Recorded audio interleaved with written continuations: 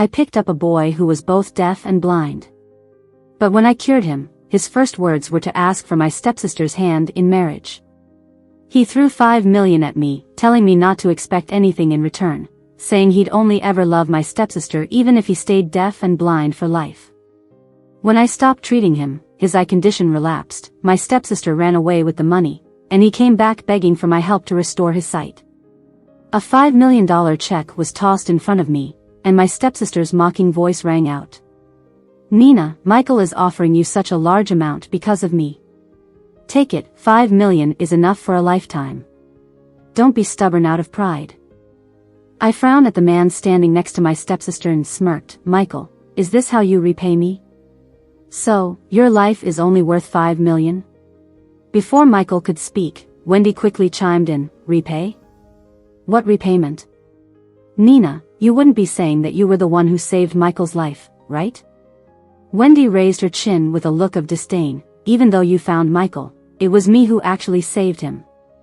I was stunned and looked at Michael, wanting him to tell the truth himself. "Is she saying the one who saved you, turning you back to normal, was her?" But Michael, disappointed May's eyes, cured by me, looked gently toward Wendy. "I just found out that all these years it was Wendy who saved me and brought back my sight. She's the one who stayed by my side."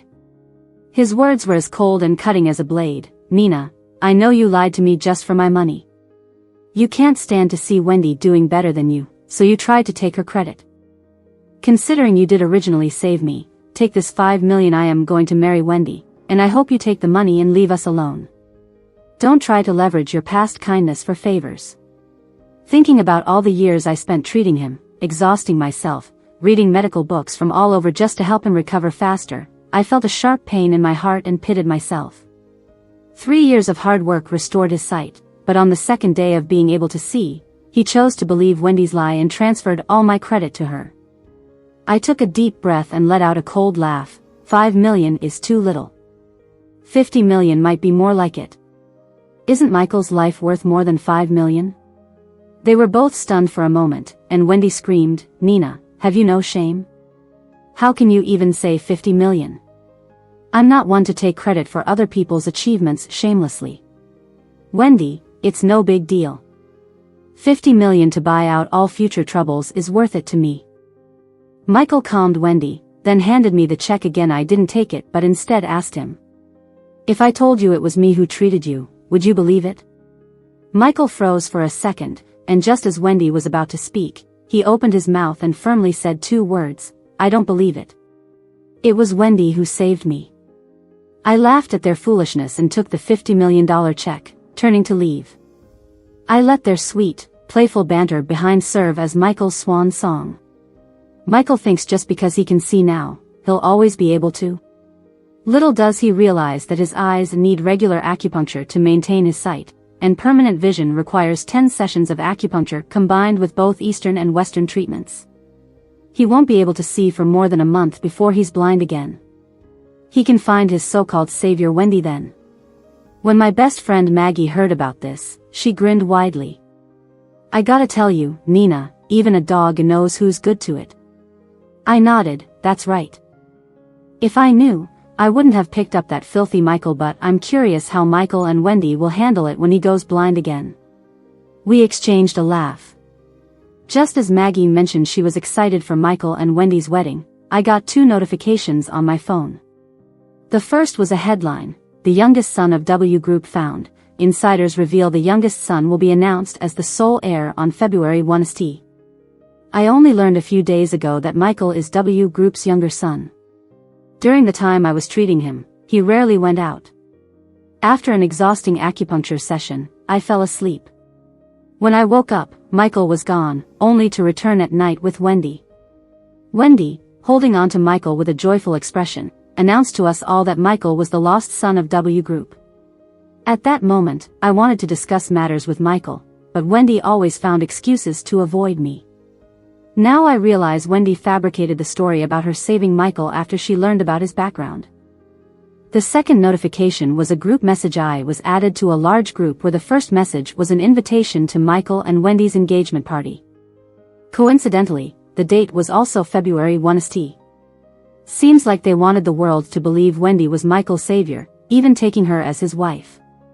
I didn't deny it. 2 major events on the same day, anyone could see through it. Looks like Michael genuinely wants to marry my stepsister quickly.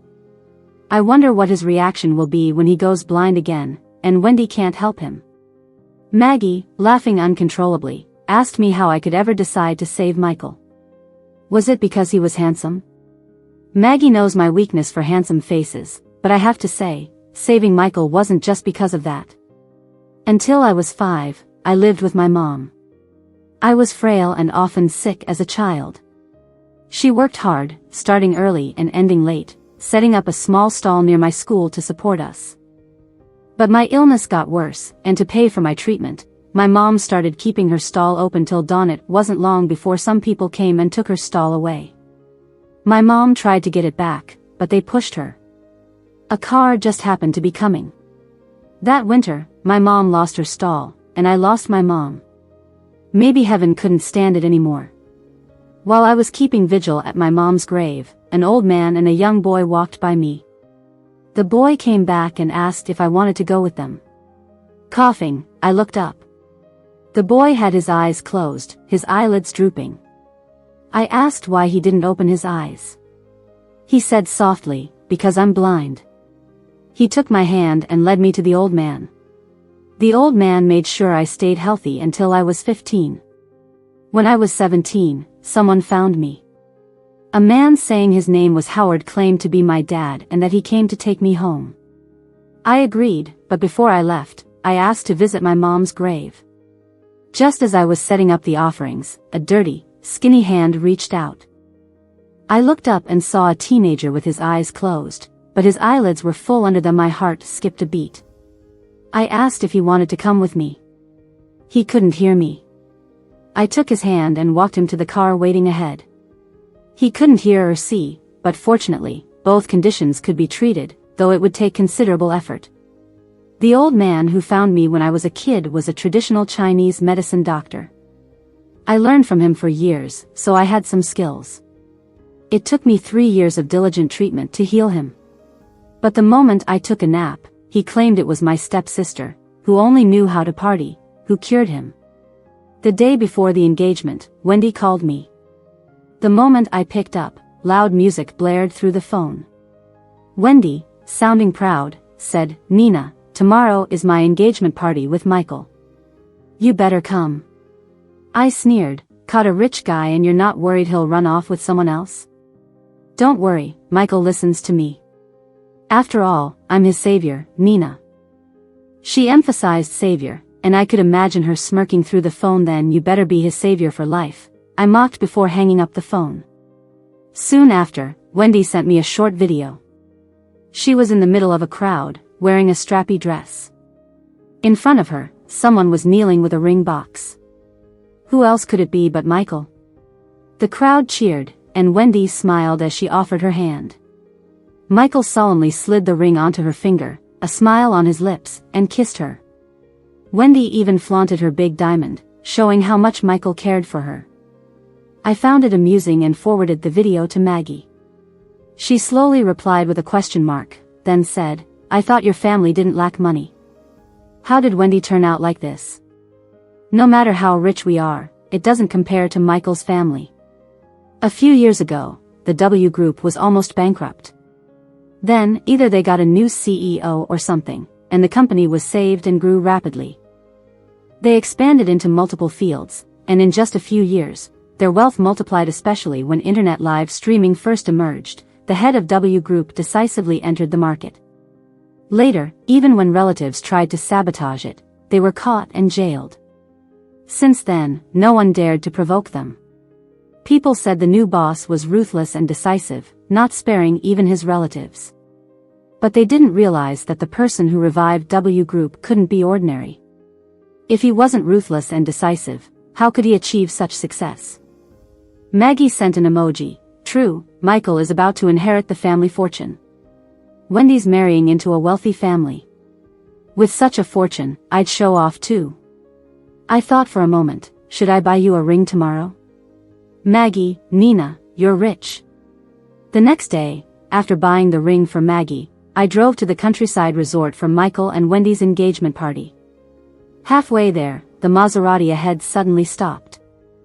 Despite hitting the brakes, I couldn't avoid a collision. A beautiful woman in a red halter neck dress and a blazer got out of the Maserati. She leaned down, knocked on the window, and said coolly, "Sorry, it's my fault. Do you need to file an insurance claim? I'll cover the costs." Maggie checked the damage, saying it was minimal and no big deal.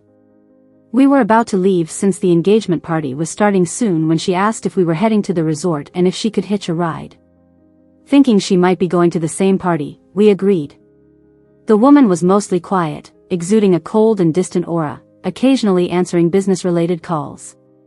Maggie nudged my arm and whispered, "She seems really impressive, doesn't she?" Honestly, I thought so too. I even imagined her to be someone familiar. As soon as we arrived at the resort, Wendy ran to the car. "Nina, you're finally here. I thought you wouldn't come."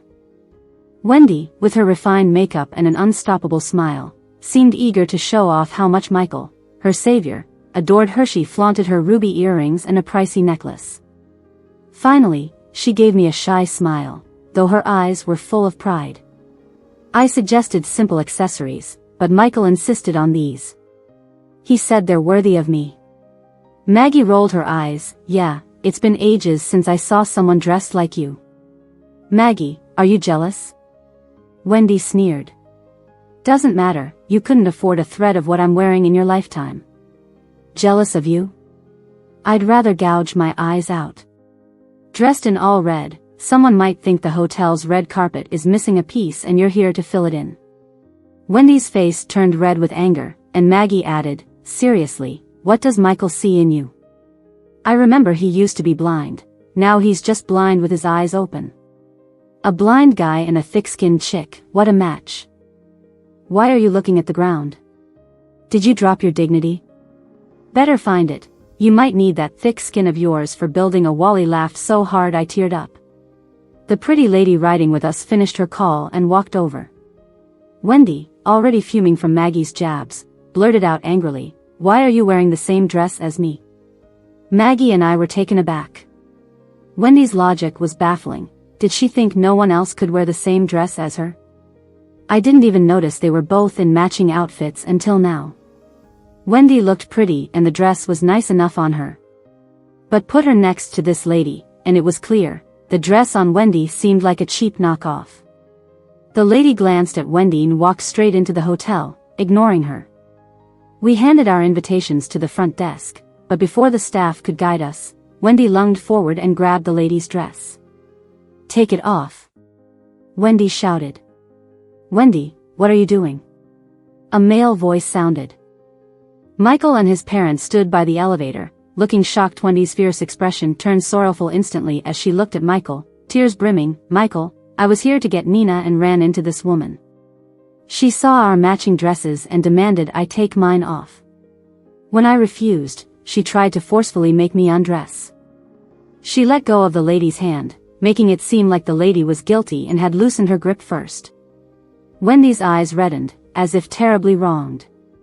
"It's our engagement party today, can't you let it go?" Maggie and I were stunned at Wendy's quick transformation and her shamelessness. I shook my head. I've never seen someone so shameless. "Wendy, you've opened my eyes." Taken aback by my direct confrontation, Wendy paled. "Nina.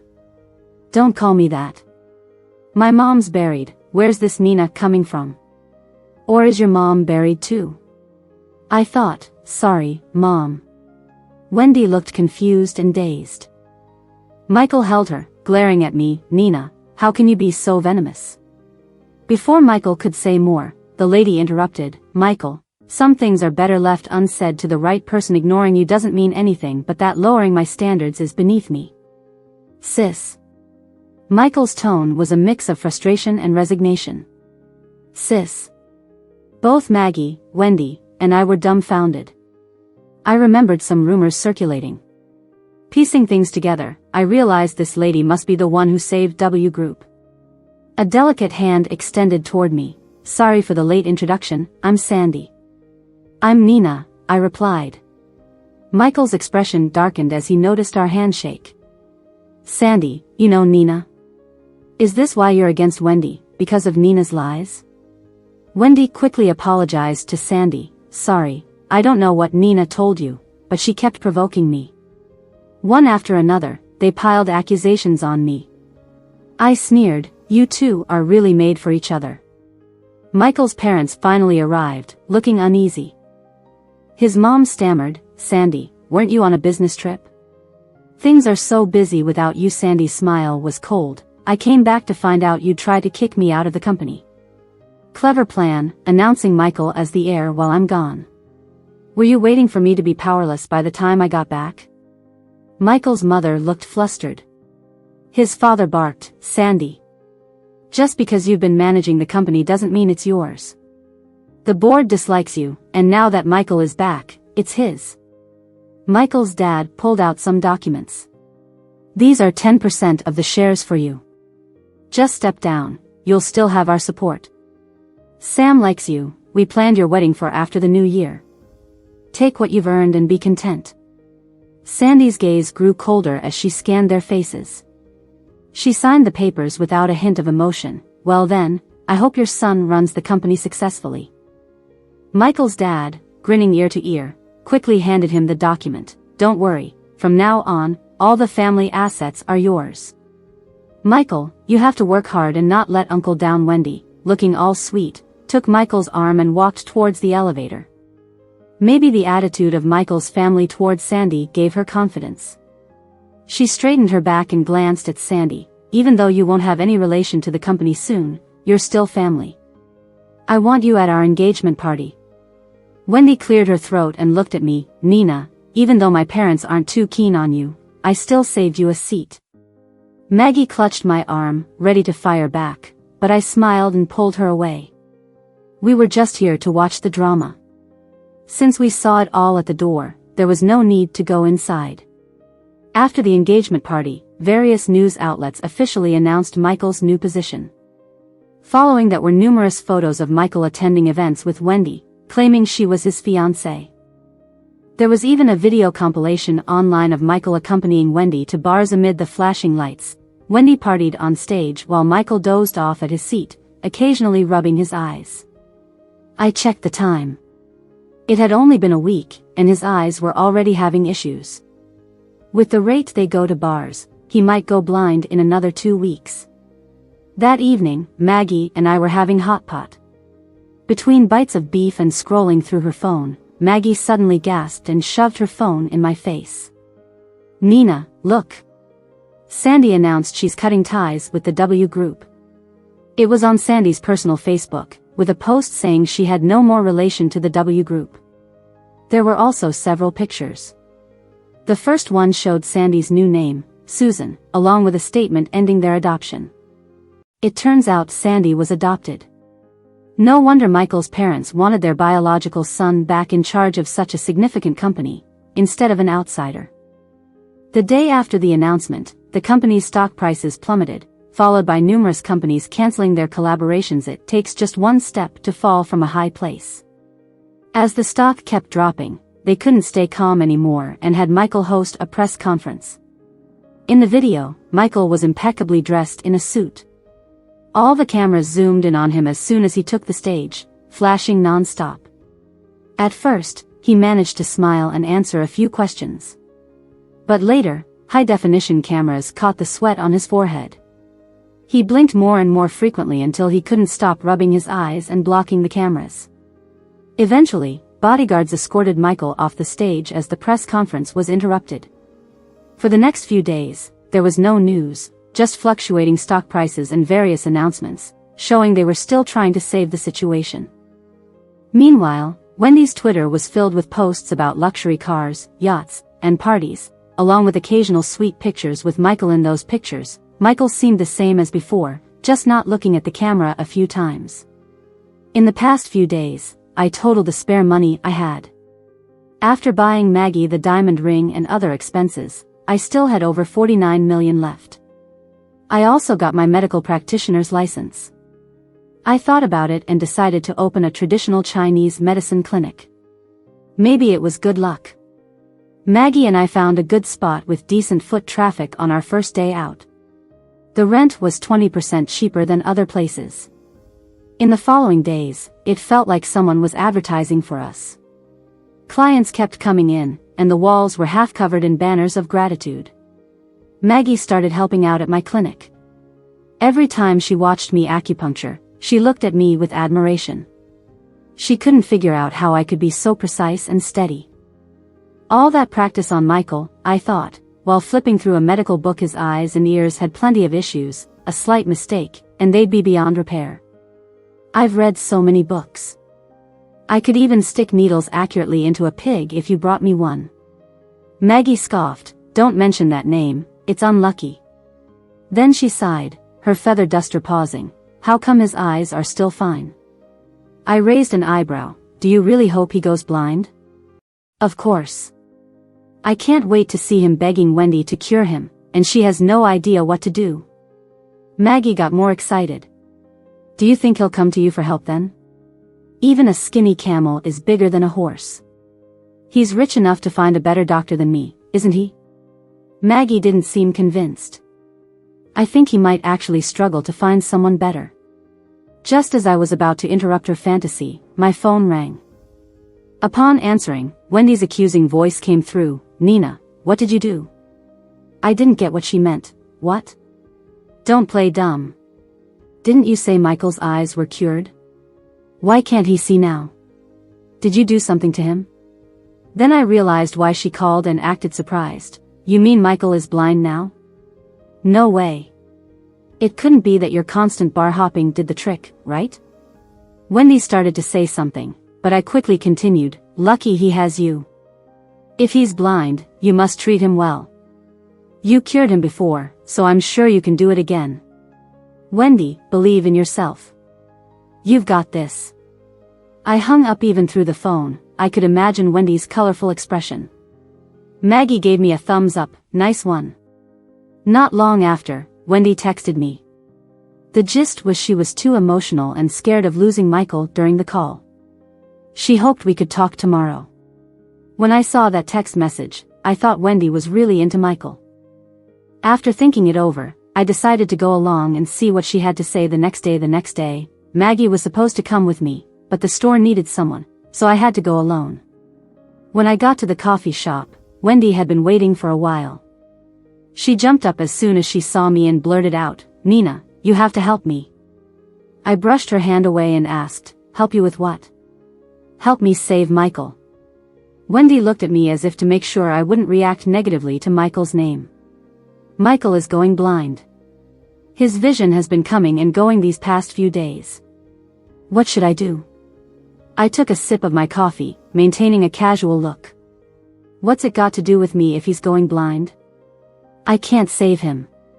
Wendy got anxious and burst out, "You're the one who cured him before. How can you say you can't save him now? How can you be so irresponsible?" I laughed. "If I remember correctly, it was you who claimed to have cured him. Weren't those your exact words? Besides, who is he to me? Why should I be responsible? That's a burden I can't take on." Wendy's facade lasted barely 3 minutes before she lost her cool. She slammed the table and pointed at me. "How can you be so shameless? You took 50 million from Michael. Do you need a brain check? Michael gave me that 50 million as a repayment. Why shouldn't I take it? Without me, who knows where he'd be, probably eating out of trash bins. Do you think he would be the heir without me? Wendy, you have time to argue with me. You should take him to see a doctor. Or learn a bit yourself and try acupuncture on him. Maybe your love will work miracles." Wendy's face turned red with anger, her expression twisted, but then she seemed to think of something and smiled at me. "So, you're sure you won't save him?" I nodded without speaking. "Nina, I came here to give you a chance." Wendy's smile turned strange. "If you save Michael, that's all well and good. If you don't, well, you're the one who will end up married to him, not me." It took me a moment to process her words. "I'll marry Michael? Weren't you eager to marry into his family? Now you're backing out? If not for their money, do you think I'd marry him?" Honestly, they're on the verge of bankruptcy. Besides, who wants to take care of a blind man for life? If you like taking care of a blind man, be my guest. You stay with Michael. I'll make a statement saying you saved Michael. With that, Wendy grabbed her bag and left. I sat there thinking for a bit, then called Maggie. Did you record everything just now? Got it all. Made 3 copies. Maggie was excited. I thought Wendy really liked Michael. Who knew it would turn out like this? I stayed at the coffee shop for a bit to calm down before heading back. To my surprise, Wendy's statement was out by the evening. But the statement was nothing like what she told me.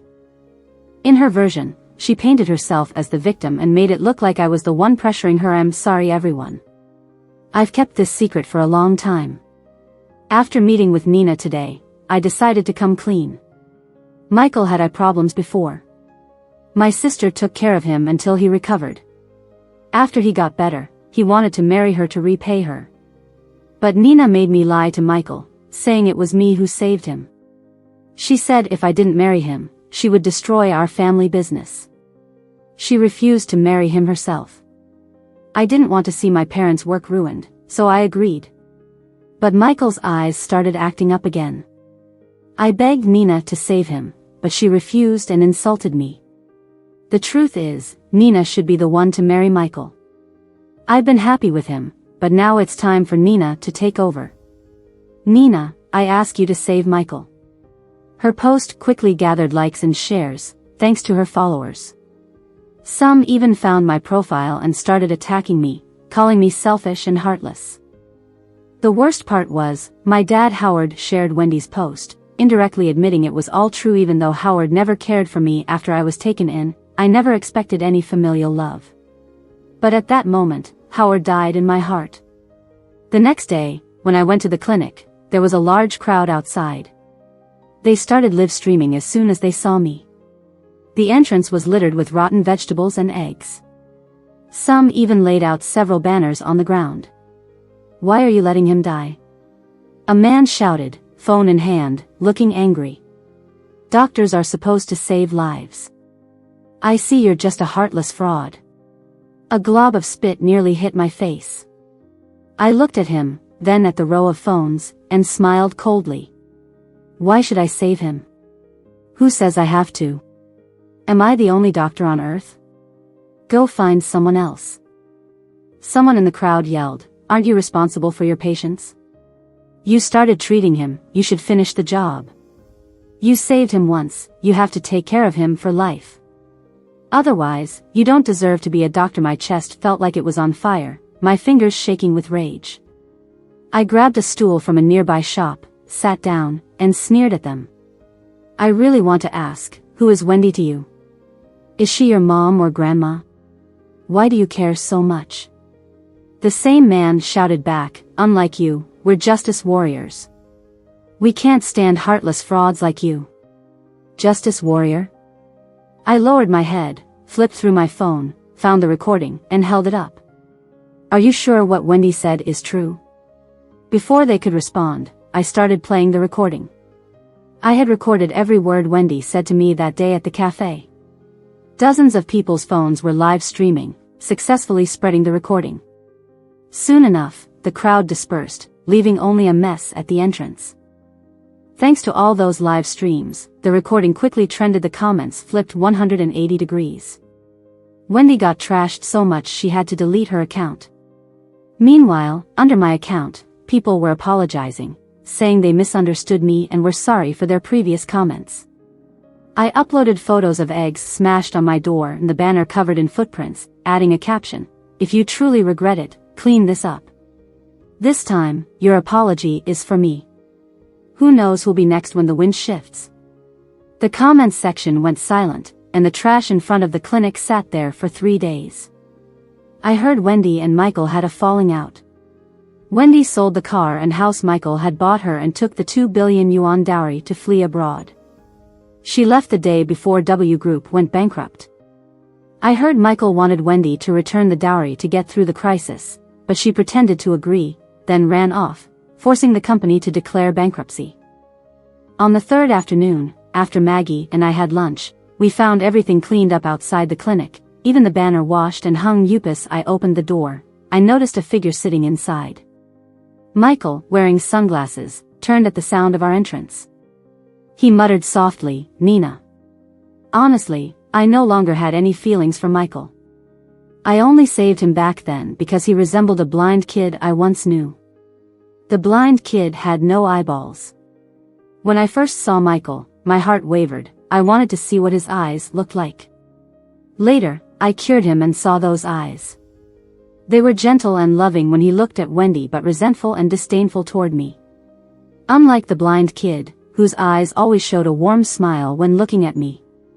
So, from that day, I let go. I shouldn't project my personal feelings onto another. Wendy took credit, and Michael chose to believe her, so be it. If not for the $5 million check and subsequent events, I might have continued treating Michael. But now, I just walked past him, sat at the counter. "Nina," Michael called again. I looked into his eyes, replied indifferently, "What do you need?" "I'm sorry," Michael struggled to say, lips pale. His trembling hand reached for my sleeve. "Nina, please. Save me, please. My eyes, I really can't see." "Nina, I tugged my sleeve away. "I can't save you. Please, I was wrong. I shouldn't have mistaken Wendy for you, shouldn't have insulted you." Michael clasped his hands together, tears streaming under his sunglasses, voice shaky. "Only you can save me, the other doctors can't." The doctors didn't have confidence, that I knew. Michael's eyes were inherently hard to treat. Acupuncture repeatedly hit nerves, and if one doctor didn't treat him consistently from the start, it was nearly impossible to take over midway. One mistake and his eyes might be beyond repair. I booked the nearest flight tickets, sighed internally, "Michael, I won't treat you, nor will I treat anyone else. I'm not coming back to this clinic. I've transferred it to someone else for good. You better find another way, maybe get treatment abroad or find a top specialist. Don't come looking for me anymore." Michael's face turned even paler, seemingly unable to accept he might be blind forever. He tried standing up to grab me but collapsed to the ground. Maggie came through with our luggage, sneered at him, "Can't recognize value when you see it. No point having eyes if you can't use them, just stay blind forever." Epilogue: Maggie and I traveled everywhere, soaking in all the sights without taking a single photo. Maggie said, "Photos fade, but memories don't. You've got to see the beauty with your own eyes to truly know." A year later, we were in the North Pole when I received an unnamed message and photo. The message just said, "Thank you." The photo was a medical record, with Michael's name on it. I glanced at it, deleted, and blocked the number. Maggie pulled me to look at the gorgeous northern lights, excitedly saying, "Seeing this makes life worth it." I nodded. Maggie bumped my shoulder, "You won't blame me, right?" "For what?" I played dumb. "I gave Michael the medical record." I smiled. "I overheard when we went to the Golden Buddha temple to pray for safety." Maggie widened her eyes and punched me. Just after we started our trip, Maggie suggested getting a charm for peace of mind. I saw her sneak off to a small room for a reading. A clear voice inside suggested settling unfinished karma for good fortune. That night, she rushed home, claiming she forgot something important. I hadn't connected the dots until Michael's message. It warmed my heart. Leaning on Maggie, I said, "Let's find the best retirement home when we're old. I'll take care of you." Maggie laughed, "I don't need your care. You want to be single forever, but not me. One day, I'll have kids to take care of us." My eyes grew misty. I lost my family at 5, but the blind kid, the old man, and Maggie, they were my family thanks to all of you.